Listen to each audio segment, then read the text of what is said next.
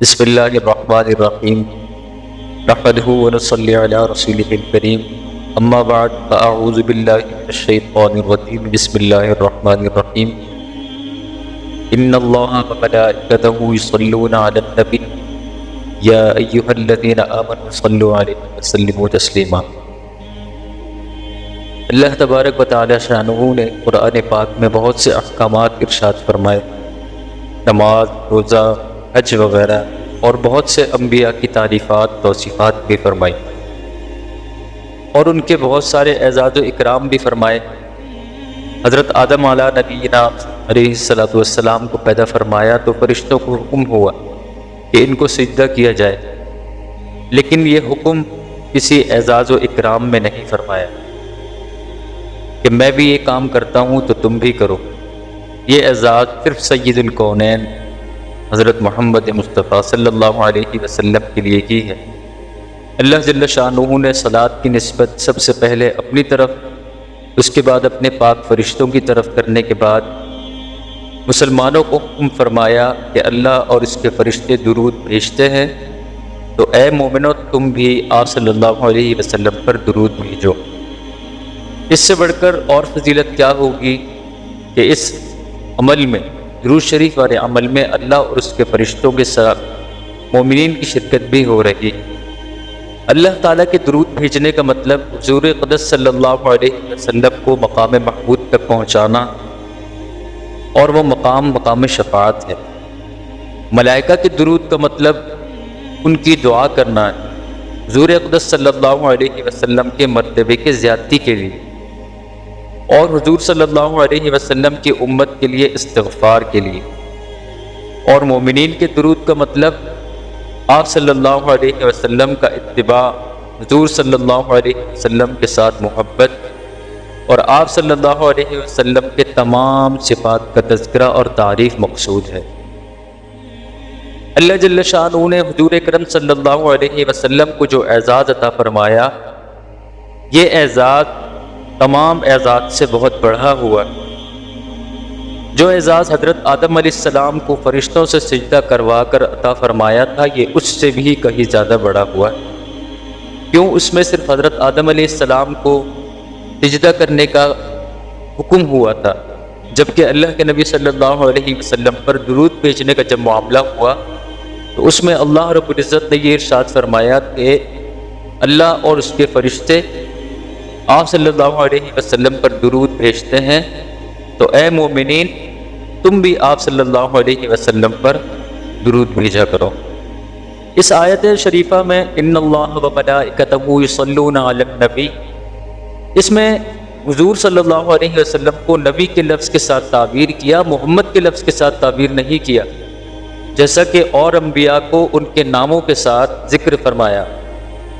یہ آپ صلی اللہ علیہ وسلم کی غایت عظمت اور غایت شرافت کی وجہ سے ہے، یعنی آپ صلی اللہ علیہ وسلم کا عظمت مقام بہت ہی زیادہ بڑھا ہوا۔ اور ایک جگہ جب حضور صلی اللہ علیہ وسلم کا ذکر حضرت ابراہیم علیہ السلام کے ساتھ آیا تو ان کو ان کے نام کے ساتھ ذکر کیا، اور آپ صلی اللہ علیہ وسلم کو صرف نبی کے لفظ کے ساتھ ذکر کیا، جیسے کہ ان اولی الناس بابراہیم الذین اتبعوہ وہذا النبی۔ اس آیت میں اور اس کے علاوہ جہاں کہیں بھی نام لیا گیا وہ خصوصی مصلحت کی وجہ سے لیا گیا ہے۔ صلاۃ کا لفظ جو آیت شریفہ میں وارد ہوا ہے، اس کی نسبت اللہ جل شانہ کی طرف اور اس کے فرشتوں کی طرف اور مومنین کی طرف کی گئی۔ وہ ایک مشترک لفظ ہے جو کئی معنی میں استعمال ہوتا ہے، اور اس سے کئی مقاصد بھی حاصل ہوتے ہیں۔ اس جگہ صلاۃ کے بہت سے معنی لکھے گئے ہیں جو ہر جگہ اللہ جل شانہ فرشتوں اور مومنین کے حال کے مناسب ہوں گے۔ اس سے وہ مراد آپ صلی اللہ علیہ وسلم پر درود بھیجنے کا مطلب نبی کی ثنا و تعظیم، رحمت و عظمت کے ساتھ ہے۔ پھر جس کی طرف یہ صلاۃ منسوب ہوگا اس کی شان و مرتبہ کے لائق ثنا و تعظیم اس سے مراد ہوگی۔ حدیث شریف میں ہے کہ جب یہ آیت مبارکہ نازل ہوئی ان اللہ وملائکتہ یصلون علی النبی، تو حضرات صحابہ کرام رضوان اللہ علیہ اجمعین نے عرض کیا کہ یا رسول اللہ صلی اللہ علیہ وسلم، سلام کا طریقہ تو ہمیں معلوم ہو چکا، یعنی التحیات میں جو پڑھا جاتا ہے السلام علیکم ایھا النبی ورحمۃ اللہ وبرکاتہ، صلاۃ کا طریقہ بھی ارشاد فرما دیجئے۔ تو آپ علیہ الصلوۃ والسلام نے یہ درود شریف ارشاد فرمایا، اللہم صلی علی محمد وعلی آل محمد، درود ابراہیمی۔ یعنی اللہ جل شانہ نے مومنین کو حکم دیا تھا کہ تم بھی نبی پر صلاۃ بھیجو۔ نبی نے اس کا طریقہ بتا دیا کہ تمہارا بھیجنا یہ ہے کہ تم اللہ ہی سے درخواست کرو کہ وہ اپنی بیش بہا رحمتیں ابد الآباد تک نبی پر نازل فرماتا رہے، یعنی ہمیشہ ہمیشہ تک نبی پر اپنی رحمتیں نازل فرماتا رہے، کیونکہ اس کی رحمتوں کی کوئی حد نہیں ہے۔ یہ بھی اللہ تعالیٰ کی رحمت ہے کہ اس درخواست پر جو مزید رحمت نازل فرمائے تو ہم وہ عاجز و ناچیز بندوں کی طرف منسوب کر دی جائیں گی، یعنی جب وہ رحمتیں بندوں کی طرف منسوب ہوں گی تو اس سے اور مقام اور مرتبہ حاصل ہو جائے گا۔ حالانکہ ہر حال میں رحمت بھیجنے والا وہی اکیلا ہے، کسی بندے کی کیا طاقت کہ سید الانبیاء صلی اللہ علیہ وسلم کی بارگاہ میں ان کے رتبے کے لائق تحفہ پیش کر سکیں۔ اللہ تعالیٰ سے رحمت مانگنی اپنے پیغمبر پر۔ آیت مبارکہ میں جو حکم فرمایا ان اللہ و ملائکتہ یصلون علی النبی، اب اس میں اللہ پاک خود یہ فرما رہے ہیں کہ میں اللہ اور اس کے فرشتے نبی صلی اللہ علیہ وسلم پر درود بھیجتے ہیں، تو اے مومنین تم بھی آپ صلی اللہ علیہ وسلم پر درود بھیجو۔ حالانکہ یہ بہت عظمت اور مرتبے والی بات ہے کہ جس عمل کے اندر اللہ رب العزت کی ذات مبارکہ بھی شرکت کر رہی، اس میں اس کے فرشتے بھی شرکت کر رہے، اور اس کے ساتھ پھر مومنین بھی شامل ہو گئے، تو جو اس میں شامل ہوں گے وہ بہت ہی بڑا مقام اور مرتبہ پانے والے ہوں۔ اب اس میں بعض جاہل لوگوں نے یہ اعتراض بھی کیا کہ آیت شریفہ میں مسلمانوں کو حضور صلی اللہ علیہ وسلم پر صلاۃ بھیجنے کا حکم ہے، اور اس پر مسلمانوں کا اللہم صلی علی محمد کہ اے اللہ تو درود بھیج محمد صلی اللہ علیہ وسلم پر۔ یہ ایک عجیب و غریب بات ہے، یعنی عجیب بات یہ ہے کہ اللہ تعالیٰ نے بندوں کو جس چیز کا حکم فرمایا یعنی درود پاک پڑھنے کا، تو وہی چیز اللہ جل شانہ کی طرف بندوں نے لوٹا دی۔ اول تو حضور صلی اللہ علیہ وسلم نے آیت شریفہ کے نازل ہونے پر جب صحابہ نے اس کی تعمیل کی صورت دریافت کی کہ ہم کس انداز میں درود شریف بھیجیں، تو حضور صلی اللہ علیہ وسلم نے یہی تعلیم ارشاد فرمائی کہ اللہم صلی علی محمد وعلی آل محمد کما صلیت علی ابراہیم وعلی آل ابراہیم انک حمید مجید، اللہم بارک علی محمد وعلی آل محمد کما بارکت علی ابراہیم وعلی آل ابراہیم انک حمید مجید۔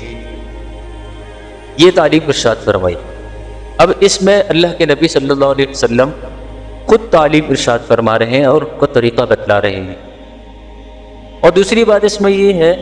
کہ ہماری یہ درخواست کرنا ہوگی اللہ رب العزت سے کہ اے اللہ تو اپنی رحمت خاص نازل فرما،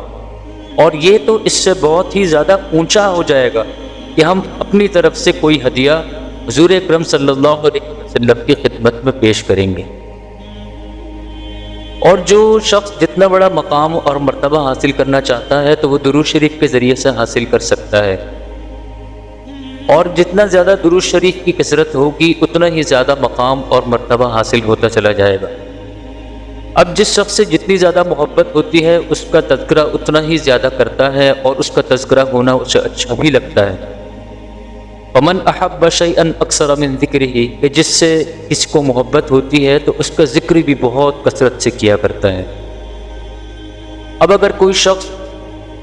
اپنی محبت کا اظہار کرے تو کثرت سے اس کا ذکر کرتا رہے، کسی سے محبت ہوتی ہے تو بار بار اس کی یاد آتی ہے، اس کا تذکرہ زبان پر جاری ہوتا ہے۔ اب حضور اقدس صلی اللہ علیہ وسلم کی ذات مبارکہ سے جتنی زیادہ کثرت کے ساتھ محبت ہوگی اس قدر درود شریف کا اہتمام ہوگا، اور جو جتنی زیادہ درود شریف کی کثرت کرے گا اتنا ہی زیادہ مقام اور مرتبہ حاصل کرتا چلا جائے گا۔ اللہ پاک ہم سب کی حفاظت فرمائے کہ جو درود شریف کے ساتھ شوق اور رغبت نہیں رکھتے تو ان کا مقام اور مرتبہ بھی پھر اسی انداز کا ہوتا ہے۔ جیسا کہ ایک شخص کے بارے میں بھی آتا ہے کہ صنعاء یمن کے اندر ایک شخص تھا، بہت اچھی آواز میں قرآن کریم سنایا کرتا تھا۔ ایک اللہ والے فرماتے ہیں کہ میں وہاں سے گزرا تو کچھ ہجوم سا لگا ہوا تھا، میں نے لوگوں سے پوچھا یہ کیا معاملہ ہے؟ لوگوں نے مجھے بتایا کہ یہ فلاں شخص ہے اور یہ بہت اچھی آواز میں قرآن پاک پڑھتا ہے۔ وہ اللہ والے فرماتے ہیں کہ میں جب اس شخص کے پاس گیا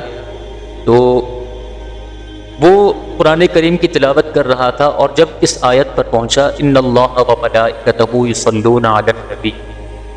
تو اب ان اللہ و ملائکتہ یصلون علی النبی پر پہنچنے کے موقع پر اس نے